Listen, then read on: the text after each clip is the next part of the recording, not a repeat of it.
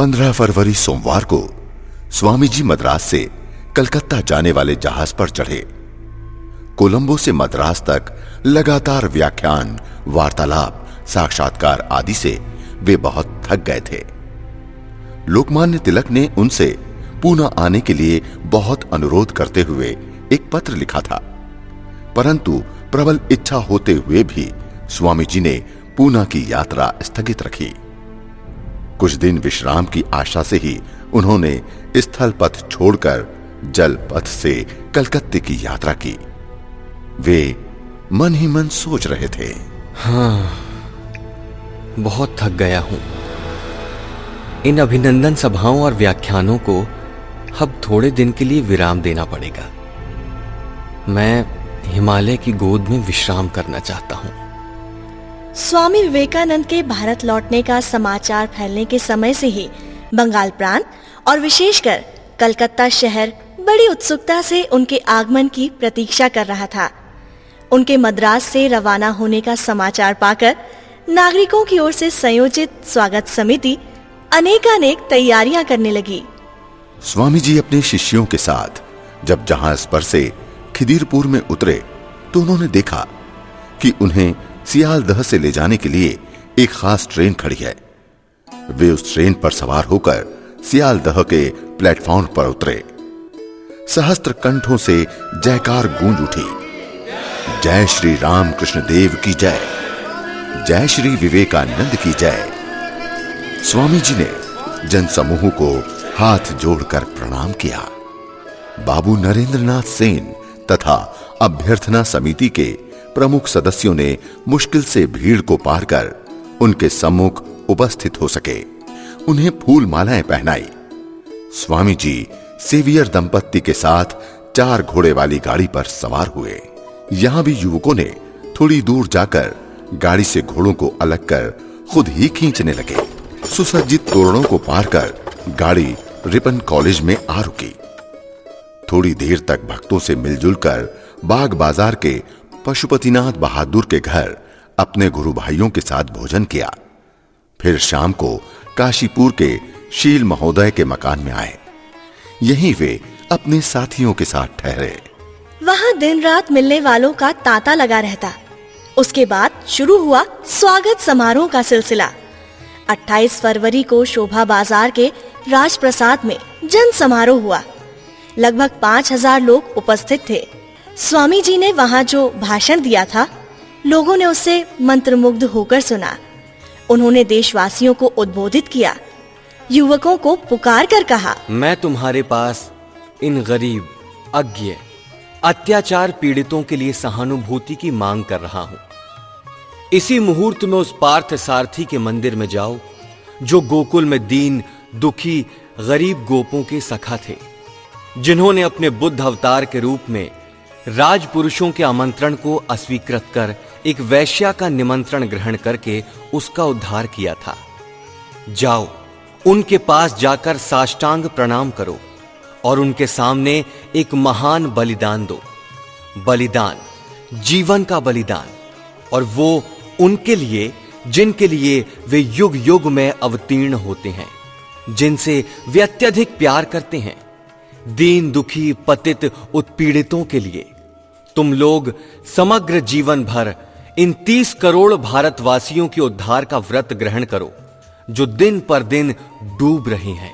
अपनी जन्मभूमि में खड़े होकर विवेकानंद ने कल्पना प्रिय और भावुक नाम से प्रचारित तथा उपहासित बंगाली युवकों से मातृभूमि के लिए महान बलिदान की प्रार्थना की। वीर बनो, श्रद्धा संपन्न बनो, चरित्र के तेज व वीर्य को जागृत कर महान उत्साह के साथ कार्य में प्रवृत्त हो जाओ। इस कलकत्ता नगरी के राजपथ में एक साधारण बालक की तरह मैं भी खेलता हुआ घूमता फिरता था। इच्छा होती है आज इसी धूल में बैठकर तुम लोगों से मन की बातें खोल कर कहूं। हे युवकों, मेरे इस कार्यभार को तुम लोग ग्रहण करो। इस कार्य की उन्नति और विस्तार को मेरी कल्पना से कहीं आगे बढ़ा ले जाओ। मैंने सूचना मात्र दे दी है, केवल दिग्दर्शन करा दिया है। तुम लोग इसकी पूर्ति करो। वर्तमान युग की जिम्मेदारी व कर्तव्य को समझ लो। अन्य किसी देश के युवकों के कंधे पर कभी इतना बड़ा भार नहीं पड़ा था। मैंने लगभग पिछले 10 वर्ष से सारे भारत का भ्रमण किया है। मेरी यह दृढ़ भावना है कि युवकों के बीच में से ही वो शक्ति प्रकट होगी जो भारत को उसके योग्य आध्यात्मिक अधिकार में प्रतिष्ठित करेगी। उन्होंने कहा, सामने एक जीता जागता गुणयुक्त आदर्श न रहने पर जातीय चरित्र कभी गठित नहीं होता। किसी महान आदर्श पुरुष के विशेष अनुरागी बनकर उनके झंडे के नीचे खड़े हुए बिना कोई भी राष्ट्र उठ खड़ा नहीं हो सकता। श्री रामकृष्ण देव में हमने इसी प्रकार के धर्मवीर, इसी प्रकार के एक आदर्श को प्राप्त किया था। यदि वो राष्ट्र उठना चाहे तो मैं ऊंचे स्वर से घोषित करता हूं, इसी रामकृष्ण देव के नाम के लिए सबको मतवाला बनना पड़ेगा।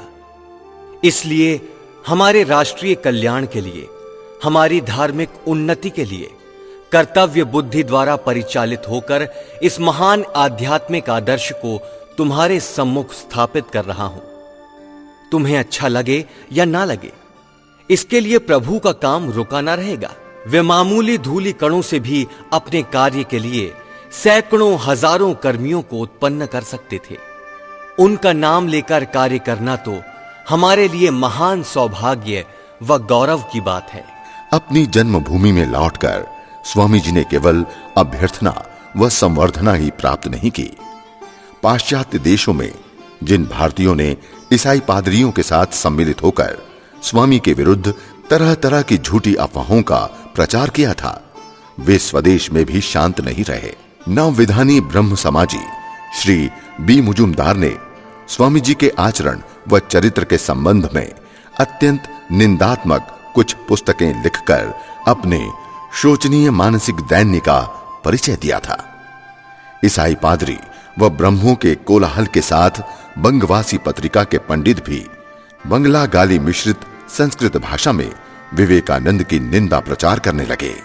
परंतु जो शक्ति पास में कौड़ी न रखते हुए और विदेश में 0 से भी 20 डिग्री नीचे की शीत वायु में खुले स्थान में रात्रि व्यतीत करने में भयभीत नहीं हुए, उन्हें उनके स्वदेश में डराना बड़ा कठिन है।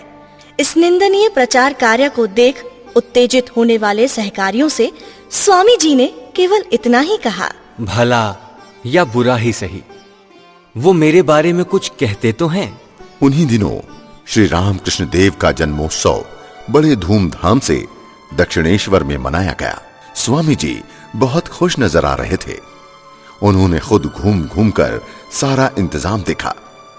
थोड़े ही दिनों बाद स्टार रंगमंच के विशाल सभागार में उनका व्याख्यान हुआ। विषय था वेदांत। उन्होंने सरल भाषा में वेदांत को समझाया और वर्णाश्रम तथा प्रचलित धर्माचार को निशाना बनाया।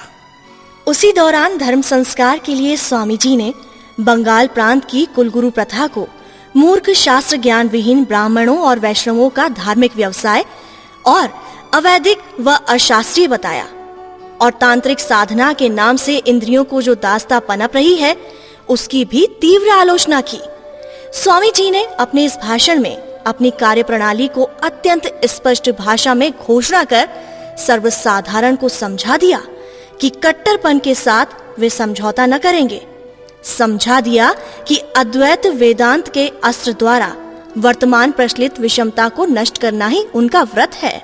आलम बाजार मठ के अन्याय रामकृष्ण शिष्य सन्यासियों ने अपने प्रियतम नेता नरेंद्रनाथ को सम्मान पूर्वक ग्रहण तो कर लिया, परंतु उनके प्रचारित सन्यास व कर्मयोग के नए आदर्श को अचानक मान न सके।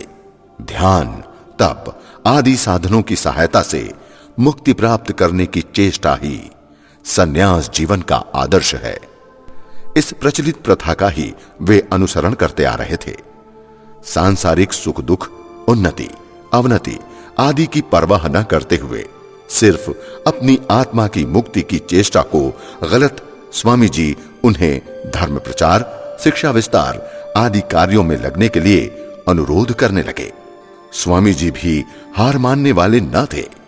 वे दृढ़तापूर्वक उन्हें अपने मत में लाने के लिए चेष्टा करने लगे। उन्होंने कहा, मंदिर और प्रतिमा की सीमा से भगवान को बाहर लाकर यत्र जीव तंत्र शिव के मंत्र से विराट की पूजा के लिए अग्रसर होना होगा। प्राचीन काल के सन्यासियों की तरह पर्वत की गुफाओं में अथवा कुटियों के अंदर बैठकर केवल आत्म साक्षात्कार की चेष्टा में लगे रहने से काम नहीं चलेगा। संसार के कर्म क्षेत्र में खड़े होकर मानव जाति को उच्च कार्यों में प्रेरणा देनी होगी। करोड़ों भारतीयों की अज्ञता व हृदय का अंधकार दूर करना होगा। स्वामी जी ने अपने गुरु भाइयों को अपने जीवन का उद्देश्य समझाकर कहा कि भारत के कल्याण की कामना से ऐसे एक नवीन सन्यासी संप्रदाय की स्थापना करनी होगी जो मानव सेवा के व्रत में अपनी अपनी मुक्ति की कामना को छोड़कर आवश्यक हो तो आनंद नरक में जाने तक को तैयार होंगे। धीरे धीरे सन्यासीगण उनकी युक्ति को समझने लगे। इसके प्रथम परिणाम के रूप में स्वामी रामकृष्णानंद, जो विगत 12 वर्षों में एक दिन के लिए भी श्री रामकृष्ण की पूजा, आरती व अर्चना छोड़ अन्यत्र कहीं भी नहीं गए थे, स्वामी जी के अनुरोध से वेदांत के प्रचार कार्य के लिए दक्षिण में चले गए। स्वामी अभेदानंद व शारदानंद जी ने पाश्चात्य देशों में प्रचार कार्य का भार ग्रहण किया था। स्वामी जी के उत्साह से प्रेरित होकर स्वामी अखंडानंद जी ने भी मुर्शिदाबाद में दुर्भिक्ष पीड़ित नर नारियों की सेवा के लिए प्रस्थान किया। गुरु भाइयों को कर्म में लगे देख स्वामी जी को बहुत ही आनंद हुआ।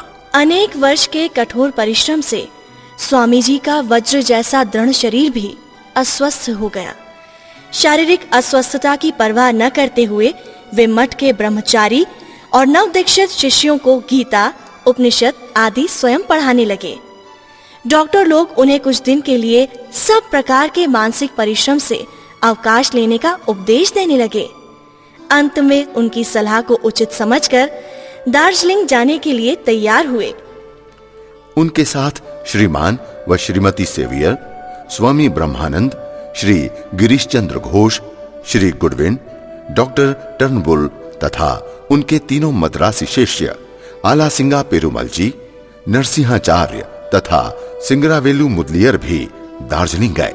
बर्दवान के महाराजा बहादुर ने बड़ी श्रद्धा पूर्वक अपने रोज बैंक नामक भवन के एक भाग को उनके निवास के लिए दे दिया। दार्जिलिंग के श्री एम बनर्जी ने स्वयं प्रवृत्त होकर श्रद्धा व भक्ति पूर्वक स्वामी जी तथा उनके साथियों को अपने घर पर ठहराया। लगभग 2 मास दार्जिलिंग में रहकर भी उनके स्वास्थ्य में कोई विशेष उन्नति नहीं हुई। इधर बेकार रहकर दिन व्यतीत करना उनके लिए असंभव हो गया, अतः वे फिर से कलकत्ता लौट आए। स्वामी जी जिस समय पाश्चात्य देशों में थे, उस समय कुछ युवक आलम बाजार मठ में सम्मिलित होकर ब्रह्मचर्य जीवन व्यतीत कर रहे थे। अब वे स्वामी जी से सन्यास की दीक्षा ग्रहण करना चाहते थे। स्वामी जी उनके उत्साह को देख आनंदित हुए, परंतु एक व्यक्ति के संबंध में उनके गुरु भाइयों ने कुछ अड़चने प्रकट की। उस व्यक्ति का पूर्व जीवन अच्छा नहीं था, इसलिए उसे सन्यास देकर मठ में सम्मिलित करने की कुछ लोगों की इच्छा नहीं थी। स्वामी जी अपने गुरु भाइयों का अभिप्राय समझ उन्हें बुलाकर कहने लगे, यदि हम पापियों को आश्रय देने में संकुचित होंगे तो फिर वे और कहां आश्रय पाएंगे। इसने जब पवित्र जीवन व्यतीत करने का संकल्प कर अब संसार को छोड़ दिया है तो इसकी सहायता करना हमारा कर्तव्य है। यदि तुम पतित व गिरे हुए व्यक्तियों के चरित्र का संशोधन करने में असमर्थ हो तो गैरिक पहनकर तुमने आचार्यत्व ग्रहण क्यों किया। संन्यास व्रत ग्रहण करने के इच्छुक शिष्यों ने आकर जब स्वामी जी की चरण वंदना की तो उस समय स्वामी जी ने उन्हें आशीर्वाद देकर कहा, तुम लोग मानव जीवन के श्रेष्ठ व्रत को ग्रहण करने के लिए उत्साहित हुए हो। धन्य है तुम्हारा जन्म, धन्य है तुम्हारा वंश और धन्य है तुम्हारी माता जिसने तुम्हें जन्म दिया है। कुल पवित्रम जननी कृतार्थ। स्वामी जी आलम बाजार मठ में तथा बाग बाजार के बलराम बसु महाशय के मकान में रहकर बड़े उत्साह से युग धर्म का प्रचार करने लगे। इस कार्य के लिए तथा श्री रामकृष्ण भक्त वृंद को संघबद्ध करने के लिए उनके मन में बहुत से संकल्प हो रहे थे। इस समय स्थिति को अनुकूल देखकर उन्होंने संघ की स्थापना करने की इच्छा प्रकट की। सन 1897 ईस्वी की 1 मई को स्वामी जी के आह्वान पर श्री रामकृष्ण देव के गृहस्थ व सन्यासी भक्तगण तीसरे प्रहर बलराम बाबू के मकान पर इकट्ठे हुए। स्वामी जी इन सब भक्तों को कहने लगे, अनेक देशों में भ्रमण करके मेरा यह विश्वास हो गया है कि संघ के बिना कोई वृहत कार्य नहीं हो सकता, परंतु हमारे जैसे देश में संघ बनाना अथवा जनसाधारण की सम्मति लेकर काम करना उतना सुविधाजनक नहीं मालूम पड़ता। इस देश में शिक्षा के विस्तार के द्वारा जब जनसाधारण अधिक मात्रा में सहृदय बनेंगे, जब वे विभिन्न मतों की संकीर्ण सीमा के बाहर अपने विचारों को प्रसारित करना सीखेंगे, उस समय संघ का कार्य चल सकेगा। इसलिए संघ का एक डायरेक्टर अथवा प्रधान परिचालक रहना आवश्यक है। सभी को उनका आदेश मानकर चलना होगा। इसके बाद समय पर सभी की राय लेकर काम किया जाएगा। उद्देश्य मानव समाज के हित के लिए श्री रामकृष्ण देव ने जिन सब तत्वों की व्याख्या की है तथा कार्य रूप में उनके जीवन में जो तत्व दिखाई देते थे उनका प्रचार करना तथा मनुष्य की शारीरिक, मानसिक व परमार्थिक उन्नति के लिए सहायता करना इस संघ मिशन का उद्देश्य है। व्रत जगत के सभी धर्म मतों को एक अखंड सनातन धर्म की रूपांतर मात्र समझते हुए सभी धर्मावलंबियों के बीच आत्मीयता की स्थापना करना, यही इस संघ का व्रत है। कार्य प्रणाली मनुष्य की सांसारिक व आध्यात्मिक उन्नति के लिए विद्या दान देने योग्य व्यक्तियों को शिक्षा देना, उद्योगों को प्रोत्साहित करना तथा वेदांत व दूसरे धर्मों के भाव समाज में प्रवर्तित करना। विदेशीय कार्य विभाग भारत के बाहर दूसरे देशों में वृत्तधारियों को भेजना तथा उन स्थानों में स्थापित सभी आश्रमों की आपसी मेल व सहानुभूति को बढ़ाना तथा नए नए आश्रमों की स्थापना करना। कहना न होगा कि स्वामी जी दोबारा विलायत जाने तक सुविधा अनुसार समय समय पर समिति के अधिवेशन में उपस्थित रहकर कभी उपदेश देते थे और कभी भजन आदि गाकर श्रोताओं को मुग्ध करते थे। पुरानन्तध्वान्ते उपहत शिव ज्ञान विभवे भवे नानामार्गैर इह समुदिते दूषणशते हितन्तत्वं चेतुं शिवमतिरगाद्यः प्रतिदिशम् नरेन्द्रास्य सोऽसौ जयति विषयापास्तहृदयः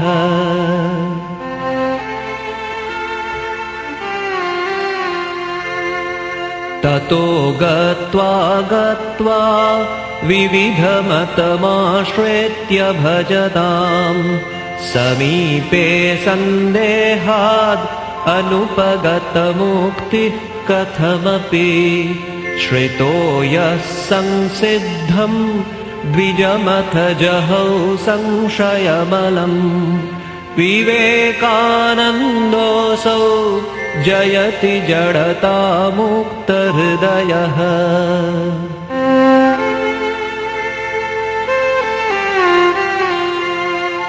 तमेनं विश्वासाद् गुरुमकृतदृष्टार्थमवशः स चाप्येनं मेने कुशलशरणं भारतभुवः तदादेशाद्धर्मं प्रथयितुमगाद्योपरभुवम् विवेकानन्दोऽसौ जयति जनता जाड्यहरणः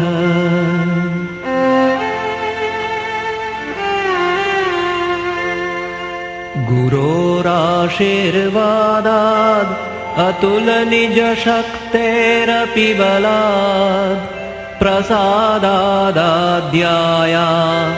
वरुणदिशि संसत्परिगतान् क्षणेन व्याख्यानैः अकृतपरिमुग्धान् मनसि यो विवेकानन्दोऽसौ जयति जय हेतुर्जनि भुवः।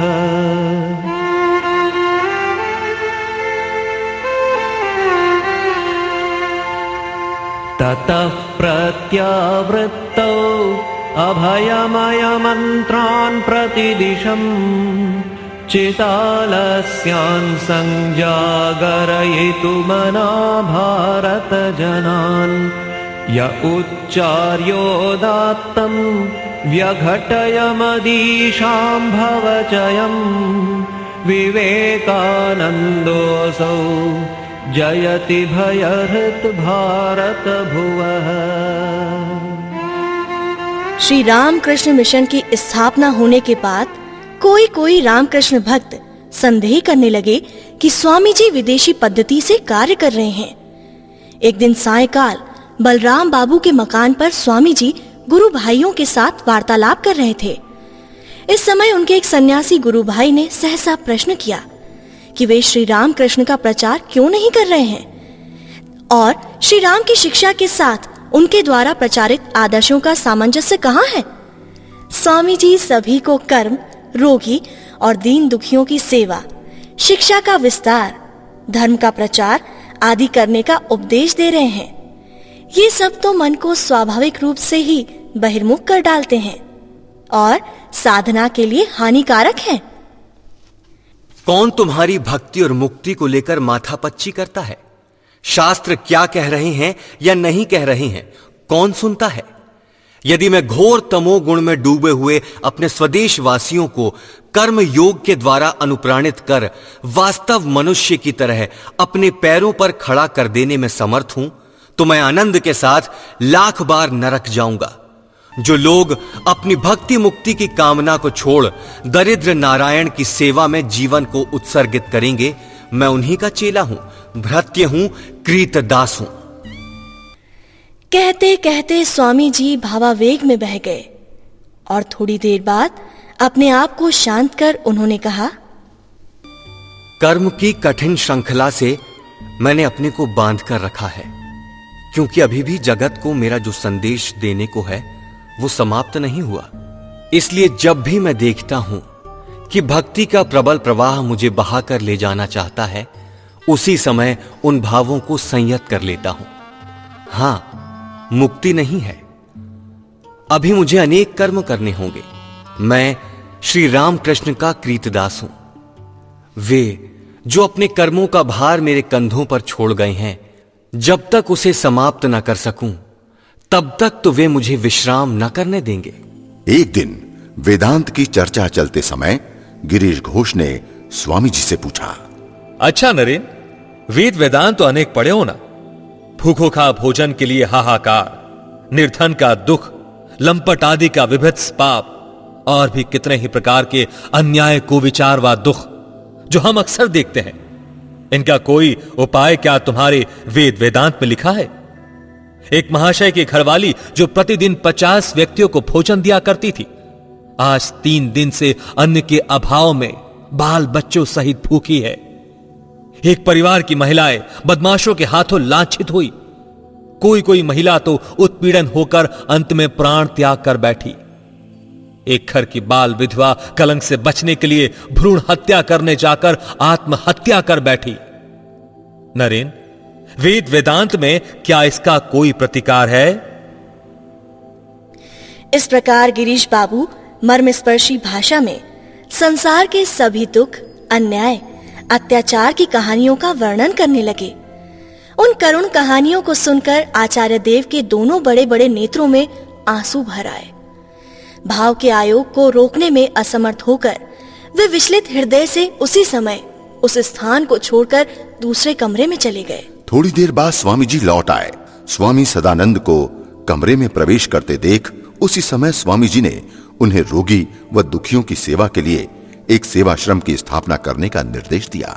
सदानंद जी ने तन मन से चेष्टा करने का वचन देकर गुरु की आज्ञा को शिरोधार्य कर लिया। स्वामी जी गिरीश बाबू को बोले, देखो, इसी जगत के कष्टों को दूर करने के लिए, यहां तक कि एक व्यक्ति की वेदना को कम करने के लिए मैं सहस्त्र बार जन्म ग्रहण करने को तैयार हूं।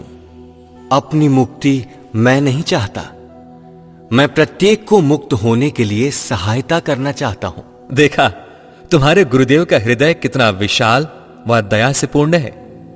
मैं उन्हें इसलिए सम्मान नहीं देता कि वो पंडित व प्रतिभाशाली व्यक्ति हैं, बल्कि उनके उस असीम उदार हृदय के लिए ही मैं उन पर श्रद्धा करता हूं, जो मनुष्य के दुख कष्ट की बात सुनते ही दया से विचलित हो जाता है।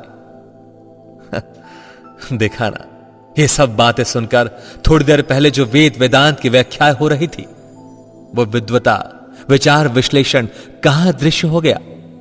तुम्हारे स्वामी जी एक आधार में महान ज्ञानी व महान भक्त हैं। परिकल्पना श्री राम तिवारी, समन्वय संजय यादव। मध्य प्रदेश शासन संस्कृति विभाग, स्वराज संस्थान संचालनालय की प्रस्तुति।